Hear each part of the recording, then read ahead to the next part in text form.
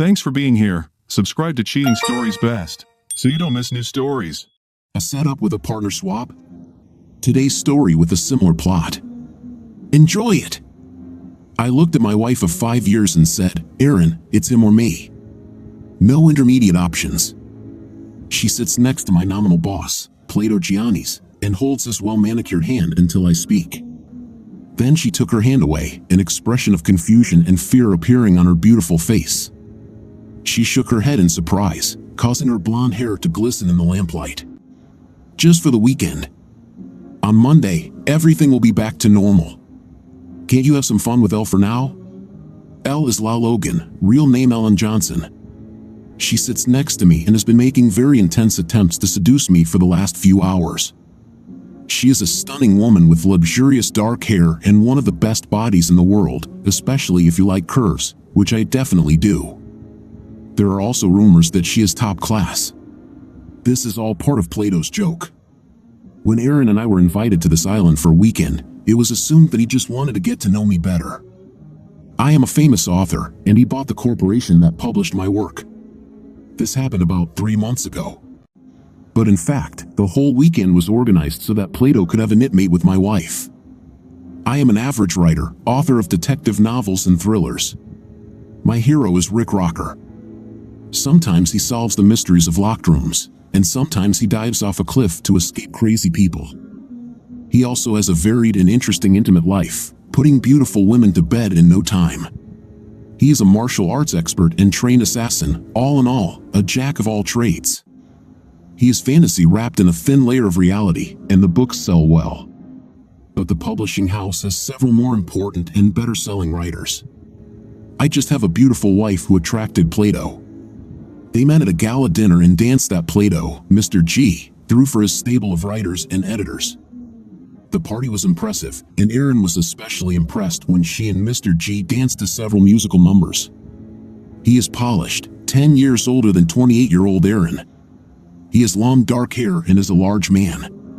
As I watched them dance, I saw that he also moved deftly. When the group took a break, they both returned to our table, and Mr. G said, "You have a wonderful wife, Donald, and she danced beautifully." I nodded. The lack of response from me seemed to stump him for a second. Then he said, "Well, it's time for me to take care of the other guests." "It was a pleasure, madam." Erin smiled and replied, "Mutually, PL." I looked at her. No doubt she moved too quickly from Mr. G to Plato. I asked, impressed with my boss, "Oh yeah, he's just adorable," and she gave me a lecherous grin. "Well, let's see whose wife he snags next, huh?" She turned out to be the wife of one of the editors, and during the evening, 3 more. All this happened a month ago. My name is Donald Lake. There is no nickname. I'm about 6 feet tall, weighing 169 pounds, with curly brown hair and blue eyes. I'm 30 years old. I am in good physical shape and athletic. Erin is also in good shape. She practices fencing. It is a sport of skill and coordination, and it was there that I met her at a fencing lesson that she taught. I was doing the usual research for Rick, who was supposed to be fighting with swords in the next book. In the book, The Adventurer. I always do extensive research before writing an adventure book. This is one of my main selling points. Rick doesn't do anything that I haven't tried. I made my way to becoming a writer up a steep staircase. I graduated from high school and did not continue formal education. Even then, and in fact, since I was 10, I realized that I was a writer. Throughout school, I wrote story after story. 2 stories I wrote in high school were published, albeit in obscure literary magazines. I considered myself a serious writer until I had to work for a living. After finishing school, I worked as a car mechanic, and I liked it, but it didn't pay that much. I started writing thrillers, and miracle of miracles, one of them sold. Then another one, and another. My current publisher signed me after I sent them my first Rick Rocker novel. They gave me an editor, Sally Baker. We immediately found a common language with her. She is a sweetheart but deeply married. She had children in elementary school at the time. It was while working on the second Rocker book that I met Erin. I finished the book after receiving advice from her about a sword duel, and we went on several dates, which soon ended in bed. Everything in bed was fantastic. We hit it off right away, and I know that both of us were delighted with it. When we met, Erin was working in her own music store. She is not a rich woman and was able to survive the initial stages of starting a business thanks to loans from a family trust. In one section of the store, all kinds of instruments were sold, and in the other, there were recordings of music of all kinds and sheet music. So, fencing is just a hobby. When we got married, she was 23 years old, and I was as happy as I thought it was possible to be happy. We had plans for children very soon, but my publishing house was sold to Mr. G, or Plato as Erin says. One day, Erin came home excited. "Donnie, next weekend Plato invites us to his island," she said. I stared at her. "You mean Mr. G? How, more precisely? Why are you telling me this and not him?" "Oh, I ran into him last week. We had lunch, then I gave him a tour of the store. Today he called with an invitation. He says he wants to get to know the writers better. I'm sure he will be in contact with you soon. But my question is, has he been in contact with you? And how many of you has he been in contact with?" She turned slightly pale. "Nothing like that happened, Donnie. You're paranoid." "No, not paranoia. Tell me, why didn't you mention lunch and shopping until today? This was last week, right?" She turned away. "Okay, Donald. He kind of hit on me. I blew him off, but I didn't say anything because I thought you'd get in trouble. He is the owner of the company, after all. And now you seem delighted with the idea of visiting him on the island. I've heard about this place. How many more people will be there?" "Just you and me. He has a special friend who will be there too. Well, and the staff, of course. All in order to get to know you better. It seems to me that this is in order to get to know you all, of you. How touching. I can handle this. Are you sure you can handle it? Stop it. It will be great, you'll see. I'm going to decline the invitation, Erin. It's too dangerous for us." "Oh, Donnie, no, please. We will have fun." Sorry, she sulked for the rest of the evening. The next day, I called the main office and asked for Mr. G to speak, and he called me back 15 minutes later, saying, "Hello, Donald. Looking forward to our weekend on the island." "I refuse, Mr. G. I don't feel comfortable. It seems my wife knew about it, but not me.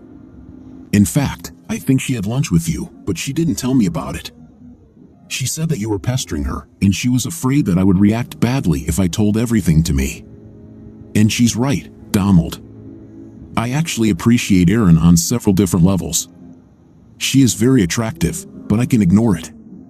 She is an entrepreneur like me, and you are one of my most profitable writers. I just want to get to know you both better. Sorry, Mr. G, it will not work. It's a shame that you feel that way, Donald. I wish you would change your mind. I'll keep the weekend open." At this point, we separated. About 3 hours later, as I was finishing the next Rick book, I got a call from my agent, Brock Levon.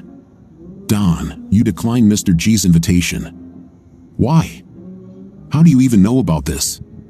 "Brock, the vice president of sales, called me. He insists that you should go, otherwise, they may under-advertise the new book, which will cost you dearly. And me, since we both live from interest." "Did he threaten this?" "Not directly, but the threat was made. This guy plays a tough game." I said I'll contact you, Brock. After hanging up, I emailed Sally the end of the new book with some instructions. Later, she called, and we discussed everything. In the meantime, I studied Plato Janus and his island very intensively. The island was called Hedonism. In Greek, it means pleasure. Pleasure Island. As I delved deeper, I found several stories of intimate outrage on the island, and there was mention of 2 cases of divorce where the island was mentioned as the basis. But these stories were published in gossip. There were several photographs of Mr. G with women. 2 of them were married. All this alarmed me. I found a picture of this place on Google Maps. I got acquainted with the whole place. The island is 2 miles long and about 1 mile wide, located off the coast of North Carolina amongst several islands where people go to play golf and enjoy beach holidays. The island faces south and is sheltered from the elements. It has 2 piers and several buildings, including a large house. There are tennis courts and a swimming pool. Why have a pool if there are great beaches? I downloaded detailed photographs of this place and compiled them into a topographic map. It seemed to me that to get there and back, you would need a decent boat or seaplane. I have neither one nor the other, but I know people who have both. That evening, Friday, Erin returned home on time. Entering the house, she looked joyful. For dinner, I had a large chicken salad and white wine. She got up to change her clothes. While they were eating, Erin said, "I heard that you may have changed your mind about not going to the island." I looked at her. "Where?" "PLO said that you can change your mind at lunch." "No, silly. He's in New York, and we're here in good old Virginia. He called me. He has an apartment in Milan." "How do you know he's in New York?" "Don't turn your paranoia on me, Donnie. He mentioned this. He said that if we agreed, he would order his plane to take us from the national airport." "But we won't agree, Erin. I haven't changed my mind." "Crap, Donald, Lake, you are so stubborn," Erin said. "Erin, you can go. I won't be able to have a good time there because I'll worry that we'll end up getting divorced." "Are you going to sleep with him?" "I won't go without you, Don." "How can you?" "If I go alone, anything can happen, and it will happen. When you return, we will never sleep together again." "Donnie, I can't say I'm not attracted to him, but you and I are still hotter than ever, so I wouldn't take that risk." "I won't, so I believed you." "Do you believe it?" "Don't believe me at all." Now is the time when my trust tank is almost empty. She quickly got up from the table, spilling the wine. "Crap, look what you made me do." I started laughing at her. She realized how stupid that sounded and joined me. This turned into hugs and kisses, which led to a trip upstairs. It took a whole hour. The unpleasant topic receded as we lay in bed. Erin said, "I won't risk this for some billionaire, I swear." I noted that she seemed to assume that we would go to the island after all. Otherwise, what risk is she talking about? And said, "Okay, then it's decided." She tensed, but she didn't say anything. I asked, "Why are you so eager to go on this trip?" "Only the truth, not." She didn't answer for quite some time. Then she said, "It seems exciting to be with such an important and influential guy." "Sorry, I didn't mean with, but only communicate, and I studied it. He was born rich. Of course, he made a lot more money himself, but he had a huge head start, and he chases women just like you." "Okay, well, I still believe that everything will be good and fun." I thought about it. We were ready to start trying to have children. If Erin was going to stray, now would be the time for her to do it. And if so, I thought I would like to find out about it now and not when we have children. I used to love her. She is smart, lively, and damn hot. But it also had to be truthful, and now I doubted that. "Okay, Erin, we can go. But I warn you, if we end up under this guy, we're screwed. There will be no turning back. Understand?" "Yes, I understand. I'm so glad we can do this." I decided that the warning I had just given was the last. Either she is a worthy wife, or she is not. Temptation will become a test. Time will show. The next day, I accepted the invitation and made contingency arrangements with my friend. I also checked the availability of cellular communications on the island. It's there, but just in case, I took my satellite phone with me. The small plane we flew in from National landed at a small airport where we were met by a black man named Simon. He took us to the pier where we boarded a boat with a nice cabin and a powerful engine. The boat was driven by another guy, Charlie, and after about 40 minutes, we docked at the island.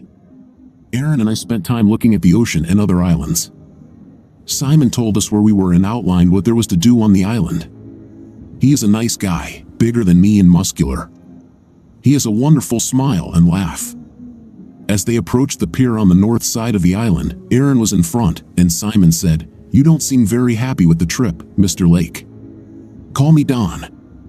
I have doubts. How long have you been working on the island? 6 years, 2, to Mr. G. Therefore, I expect you to know why I have doubts. Then why did you come if you're that worried? To see what happens. You're also his bodyguard, aren't you? Yes, in case something happens. Well, he's a big guy. I'm sure he can take care of himself. Yes, you could say I'm here just in case. Once or twice, things didn't go well, but in those days, I was not needed. Looking at you, maybe I'll be ready. I value my work. Are you armed? No, well, I have a knife, but knives are everywhere. Are there guns on the island? No, not allowed. I assume it's in the memo you received. Yeah, but I don't really trust her. I'm not a very trusting guy these days. No firearms, I warn you. You won't need it. No matter what happens. The boat was pressed tightly against the pier, and Simon and the young man on the pier tied it up. Simon gave Aaron his hand, and I jumped off the boat. Simon looked slightly worried about this. I accompanied Aaron towards the big house as Simon had indicated. Mr. G met us when we arrived at the house. He was dressed casually, wearing swimming trunks and a sleeveless shirt. With him was Elle, the most beautiful woman in the world. I looked at her as I found out who else would be there with us. That's how I found out that she was actually Helen Johnson from Jonestown. She was the semi-official mistress on the island, as well as in several houses owned by Mr. G. There was a time when she could be seen in the company of other noble men, not so often anymore. Mr. G appears to have received an exclusive agreement, at least in some way. Mr. G extended his hand to shake, and Elle hugged Aaron. G then hugged Aaron and Elle hugged me. She smelled and felt great during the hug. Her lips touched my ear. We were taken to a large room and offered drinks. It was 1 o'clock in the afternoon, and we had a light snack on the plane, but a small buffet was laid out for us. I gave up drinking and took sparkling water. Aaron took the wine. They both ate a small amount of food from the buffet. While we were doing this, Mr. G asked me about the new book. I sent it to Sally last week. I think it's on time. Oh yeah, I know you're always on time, Donald, sometimes even earlier, he smiled. Ella asked, what are you speaking about? I've read your books. It's a thriller with rock climbing and flying small planes and a love interest, Elle exclaimed. I cannot wait. Maybe I can watch it sooner, Mr. G supported. We'll see, dear, and turned to Aaron. My dear, how are things in the music business? Everything is fine. Maybe I should have said crescendo, there was some giggling. I said, I think Marjorie's new book will sell well.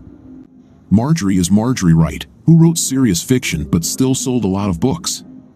Yes, she is moving up our sales list. But, Donald, she is far from you and Morgan. Morgan, who goes by the name Belle Starling, is a romance novelist. She is the #1 salesperson in her company. Morgan just bakes them, I said mockingly. Mr. G laughed. It is to my advantage. I looked at your contract last week. You owe us another book. Yes, this is true. I think about Christmas, 9 months, but work on it is already in full swing, Elle said. Are you changing topics? Yes, sometimes thrillers need a rest. Then I switched. The next book is The Mystery of an English Village. I researched this when we were there last summer, Elle said. Plato spoke very flatteringly about your sales. Each book sells better than the previous one, Aaron chimed in. It gathers a readership for our future. My store makes normal profits, Elle said. But do you have family money? Yes, I have them. So far after the store started working, I didn't touch them. Mr. G jumped up. If you finish lunch, let's go for a swim, and he ran out the door. Elle said, if you have swimsuits, I will show you to your room, and you can change. The three of us stood up, and Ella led us into a large double bedroom. She closed the door. We changed into swimsuits. I had regular swimming trunks, but Aaron wore a skimpy pink bikini. This is too much, huh? Who are you trying to impress? I just want to look good. Elle is so beautiful, no more than you, dear. She didn't like my tone. but she held her tongue. When we came down, Elle was wearing an electric blue bikini just as small as Aaron's. I was completely in love with both. We got out and walked to the beach on the south side of the island. There was a wooden path. Mr. G was already in the water, swimming behind the breakwaters. Aaron said, "I don't want to swim that far." "Me too," Ella shuddered as she said this. I dove into the surf, surfaced, and swam to where Mr. G was cutting through the water with his crawl. I joined him. He was a good swimmer for a man of his size, but my body type was more suitable for water, and I easily kept up with him, sometimes changing strokes. I kept swimming until he got tired. He headed back, and I followed him. When we swam to the shore, a large wave knocked him off his feet. I walked up to him and picked him up. He spat out seawater and sand.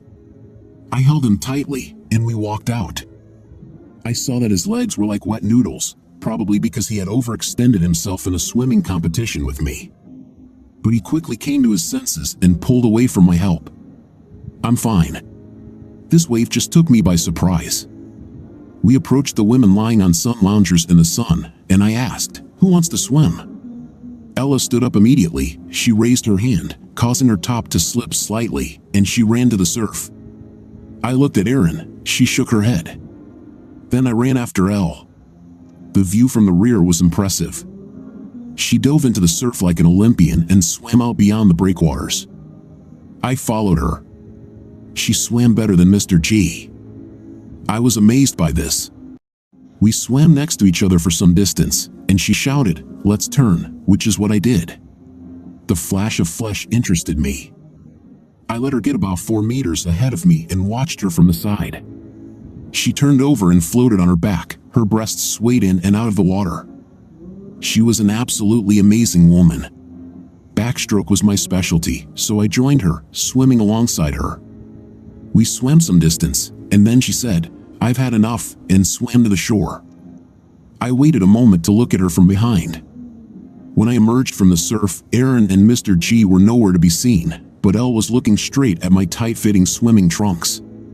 She said, "What are you, Superman?" I laughed. "There's only one way to find out." She took a step towards me, then she stopped, saying, "We can't do this here, no matter how much I want it." She turned and ran on land. She was not as fast as in water. I easily caught up with her, and we went out onto the veranda. Ours were nowhere to be seen. I wondered if this had already happened. Elle asked, "So, do you really do what you write?" "Yes. Well, I can't jump between buildings, but I'm trying to figure out how believable Rick can do such things." Elle stared at me. Before this look, my erection disappeared, but she returned as she expected. She was a woman with power. I said, "Elle, off.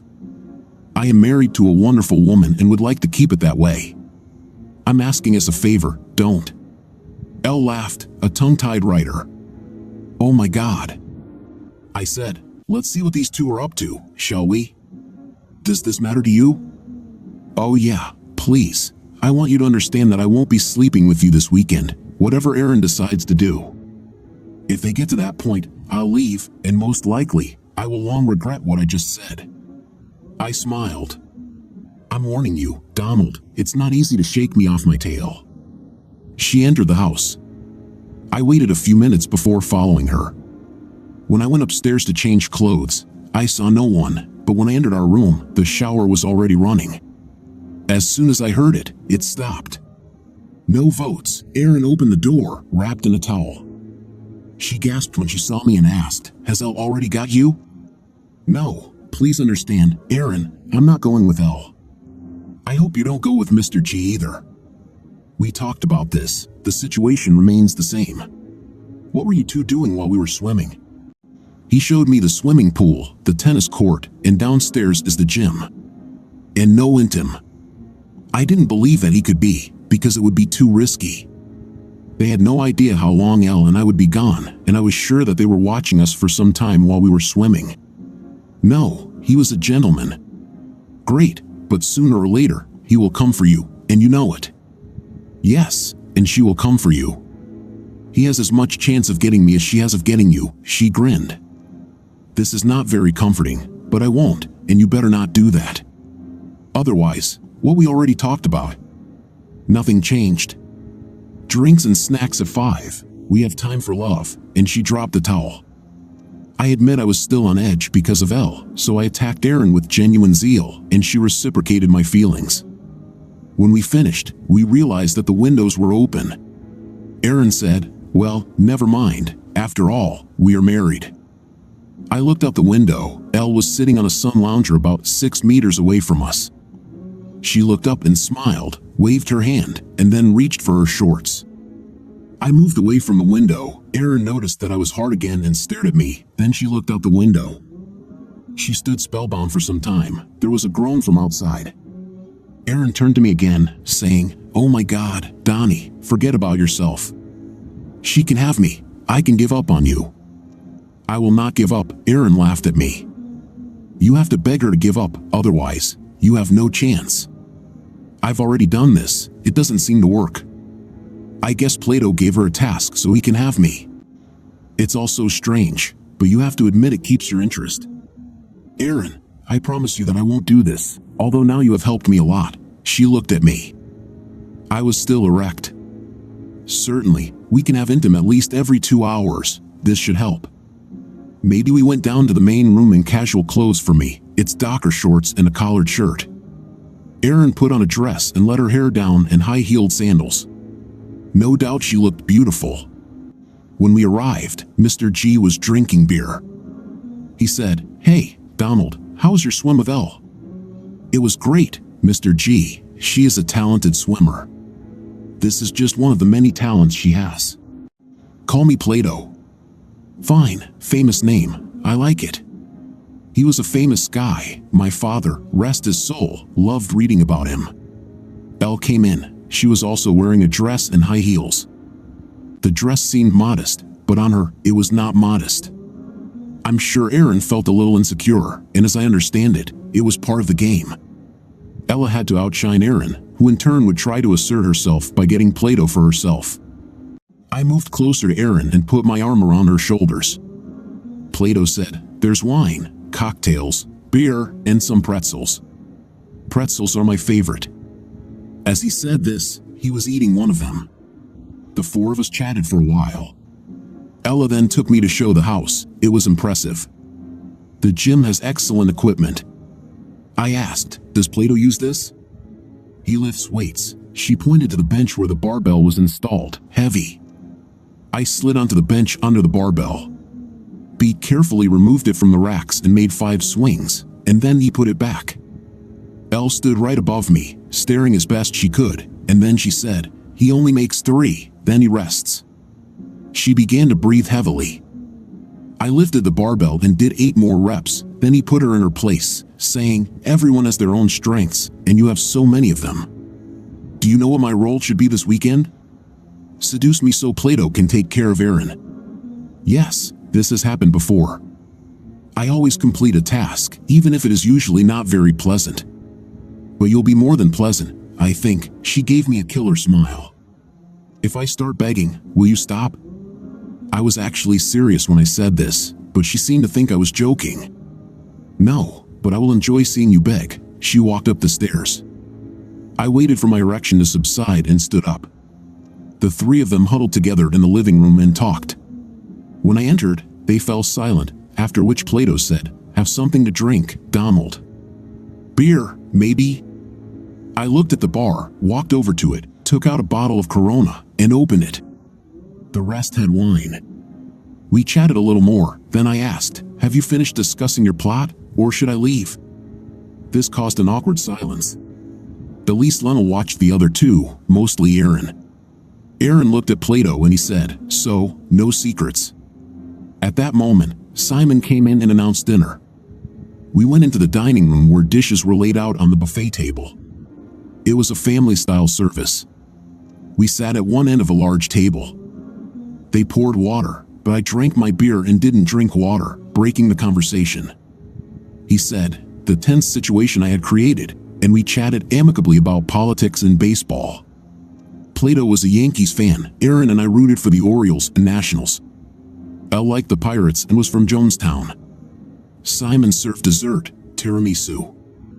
I missed mine. Plato seemed to notice this. Don't eat dessert. Great. I have to keep my waist in check. Bah, you have no fat in your body. I saw you when you were swimming. You don't drink water, only beer. Plato, as I already told my wife before we came here, my reservoir of trust is empty. Can you blame me? Aaron said, do you believe that they will pill you with something forbidden? This is just crazy. Don't be like that, Donald. I smiled and pushed Plato a glass of water and said, eat and drink, buddy. Plato sat with a stony face. Then he said, Simon, when Simon appeared. Plato said, please clear the table. Simon saw what happened to the arrangement of water and dessert. He picked up what was my glass of water and my uneaten tiramisu and carried them away. Elle said, let's go to the courtyard. There will be music and we can dance. Aaron and Plato remained silent. I stood up and gave Elle my hand. I took her to the patio. When we got there, she turned to me. You really blamed him for the food and water. Do you actually believe that he will slip you something? And you, maybe? I wouldn't think so, but he took neither one nor the other and asked his boyfriend to take them away. The other two came out, and soft music started playing. I walked up to Aaron, took her by the elbow, and led her away from Plato and into the open area. We danced. She usually dances well, but at first, she was shy. Although then I relaxed, she pressed herself close to me and whispered in my ear, I love you, Donnie, always. I love you too, Aaron. We danced on. The music ended, and we sat down at a table with Plato and Elle. Then the music began again, and Elle stood up, extending her hand to me. She took me to the floor. We danced. I saw Plato dancing with Aaron. Elle may have been the world's best distraction with her sweet, subtle scent and the curves of her body. She put me into some kind of trance every time she worked on me. I was immediately delighted, and this time too. I saw Plato's hands on Aaron's butt, and I didn't see her pushing them away. I pulled away from Elle, walked the short distance to Aaron and Plato, and just stood there and looked at them. Aaron saw and tried to move away from Plato. He continued to keep his hands on her fifth place. She lightly pushed him on the chest and said, I don't want problems, Plato, let go. He let go, but he took her hand and led her back to the table. Ella came back after me, and we sat down. She was very close to me. Aaron held Plato's hand as they sat next to each other. Plato said, I'm very disappointed in you, Donald. Ella is a fantastic lover. She will give you one of the most powerful and delightful experiences of your life, and yet you are depriving her of this chance. I have a wife, no trading. This is how we came to what was discussed at the very beginning. I turned to Aaron and said, either he or I, no intermediate options. She removed her hand from his, but she looked at me and said, it's only for the weekend. On Monday, everything will be back to normal. Can't you have some fun with Elle for now? I looked at her closely. And you will do it, no kidding, yes or no, even if it means it's over between us? No, I don't understand why it should mean that, but I won't. I extended my hand to her, and she took it. I pulled her towards me and gave her the hottest kiss I could muster, running my hands up and down her body, and then I pulled away. Tears came to my eyes. I breathed out the words that nearly killed me. The very fact that you would agree to have intimacy with this guy means that everything is over between us. It's all over between us. I turned and walked towards the stairs. She screamed, no, Donnie, no.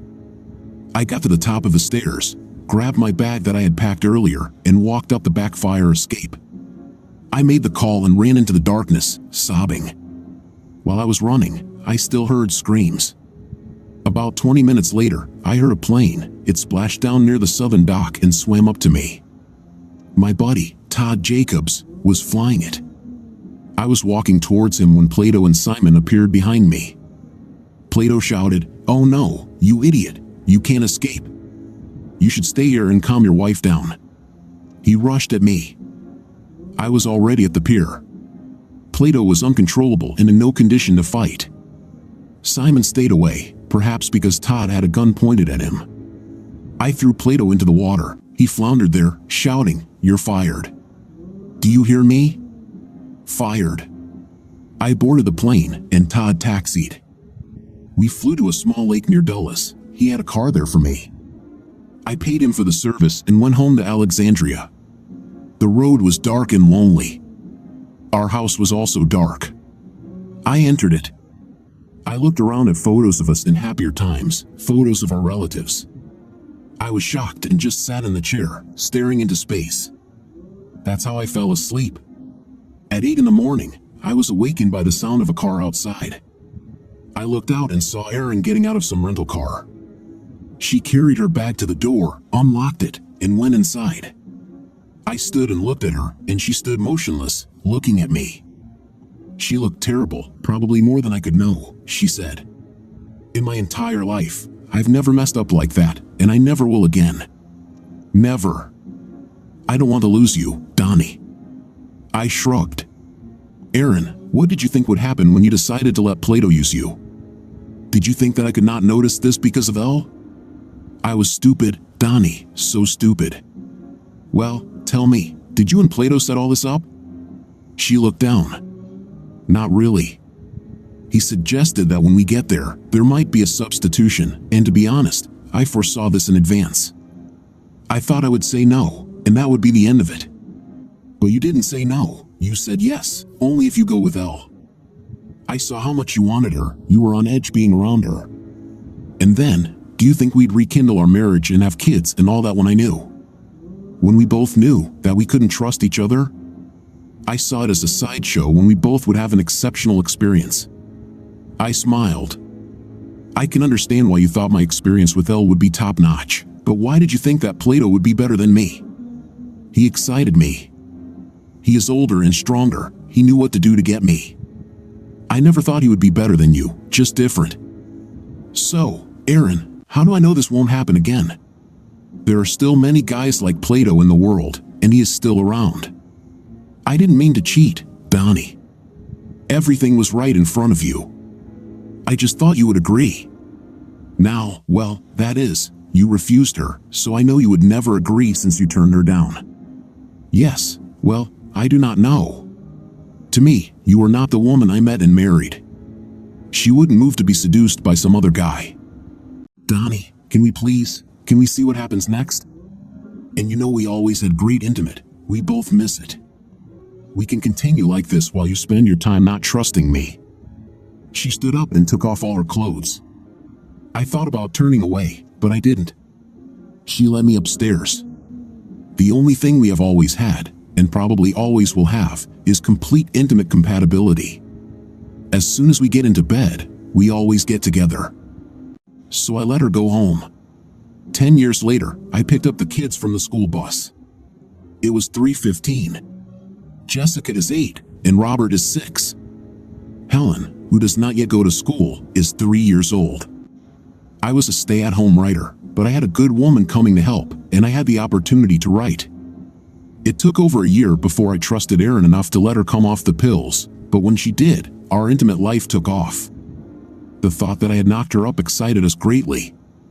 I closed my contract with my previous publisher, Sally, and I moved on to something else. The first book I wrote was about adventures on an island. Everything was close to the truth. Well, so be it. I had to hang from the plane's float before getting on board after I beat up Simon and his henchmen. Well, and also the character's wife was pillita with illegal substances so that she would want the villain, but the villain was thrown into the ocean and all that. The book sold a huge number of copies, and I got a movie deal that also included my 3 previous books.